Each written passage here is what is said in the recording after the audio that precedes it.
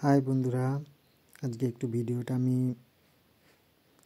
দেরি করে ফেলেছি আপলোড করতে। প্রথমে আমি এটা একটু বলে নিই, যে শাড়িটা রয়েছে এটা একটি গাছি তসরের ওপর হচ্ছে, গাছি বাই গাছি তসর।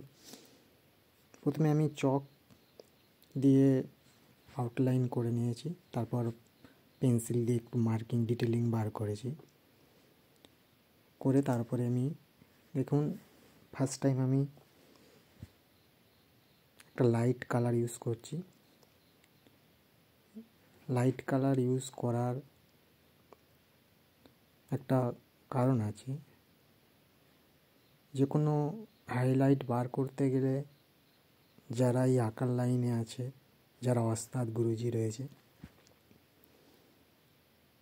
সেই গুরুজিদের কাছ থেকেই শিক্ষা যে হাইলাইটিংয়ের জন্য আগে লাইট কালার ইউজ করতে হবে। তবে প্রপার আমি কোনো পেন্টিং হয়তো প্রপার আমি ডিটেলিং বার করতে পারি না, চেষ্টা করি আমি ডিটেলিংটা করার। আপনারা বলবেন কেমন হচ্ছে জিনিসটা। এটা আমি একটা কৃষ্ণা পেন্টিং করছি, কিছু মোমের কাজ ইউজ করেছি, কিছু মোম দিয়েছি আমি। এটি কোনো বড় আর্টিস্টের একটা পেন্টিং, আমি সেটাকে জাস্ট একটু নকল বলবো না, তাকে অনুকরণ করে করার চেষ্টা করছি। আমরা ছোট ছোট আর্টিস্ট চেষ্টা করি কোনো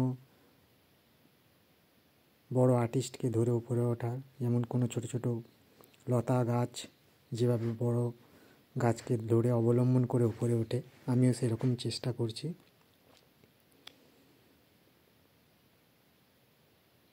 তবে এই কাজটা আমি একটু মন দিয়েই করছি, জানি না কেমন হবে লাস্ট ফিনিশিং।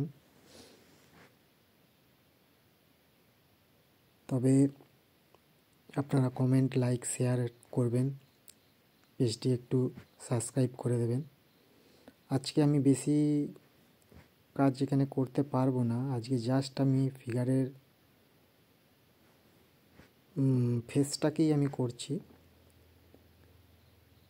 প্রথমে লাইট কালার, তার থেকে একটু ডিপ কালার, তারপরে একটু ডিপ কালার, এইভাবে দিয়ে সেট দিয়ে আমি বার করার চেষ্টা করছি। এখানে আমি কৃষ্ণাটাকে গ্রিন বেস করেছি, আপনারা চাইলে অন্য কিছু বেস করতে পারেন। যেখানে লাইট দরকার আমি সেখানে লাইট দিয়েছি।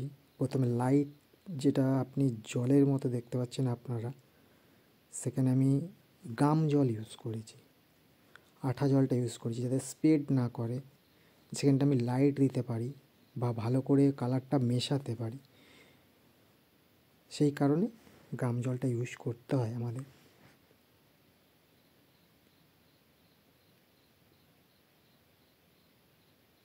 আপনাদের সাপোর্ট পেলে আমি আরও কিছু কাজ আপনাদের দেখাতে পারবো। আপনারা যতটা ডিটেলিংয়ে বার করতে পারবেন ততটা ভালো। আমি কোনো বড় আর্টিস্ট নই, আমি কাজ করার চেষ্টা করি, আঁকতে ভালোবাসি, তাই কিছু কিছু ছবি আপনাদের সঙ্গে শেয়ার করি নিজের হাতের করা।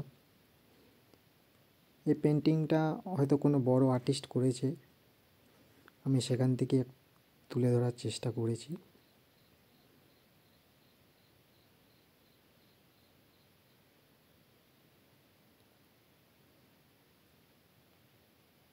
আপনারা একটু ছবিটা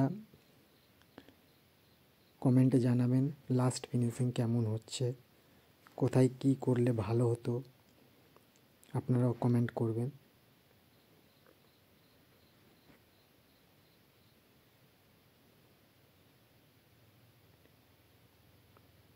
বিষয়টা হচ্ছে পেন্টিং, পেপার এক পেন্টিং, ক্যানভাসে আর এক পেন্টিং, এটা সম্পূর্ণ শাড়ির ওপর একটু আলাদাই হয়।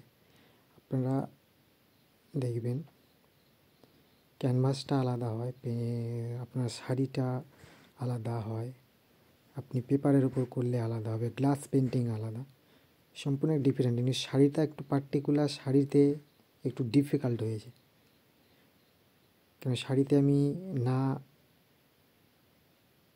কোনো রাবার ইউজ করে আমি মুছতে পারবো, কালারটাকে না কোনো লাইট করতে পারবো, ডিপ করতে পারবো। কালার আমি একবার লাগিয়ে ফেললে কালারটা যদি আমি ভুল কালারও লাগাই সেটাই আমায় মেনে নিতে হবে। লাইট কালার হলে ডিপ কালার দিয়ে আমি ঢাকার চেষ্টা করতে পারবো, কিন্তু ডিপ কালার দিয়ে ফেললে আমি সেটাকে লাইট করতে পারবো না। শাড়ির ক্ষেত্রে এটাই সবথেকে বড় প্রবলেম। আজকে আমি এইটুকু ফেসটা শুধু জাস্ট করলাম, আপনারা কমেন্টে জানাবেন কেমন হয়েছে বা কী করলে আর একটু ভালো হতো, আপনারা একটু জানাবেন।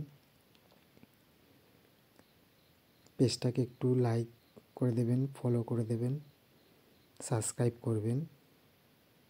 কেমন হচ্ছে অবশ্যই কমেন্টে জানাবেন। আপনাদের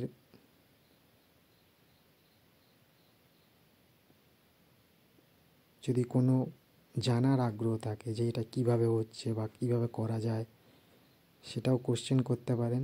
আমি যথাযথ চেষ্টা করব আপনাদের কোশ্চেনের উত্তর দেওয়ার। আজকে এই পর্যন্ত।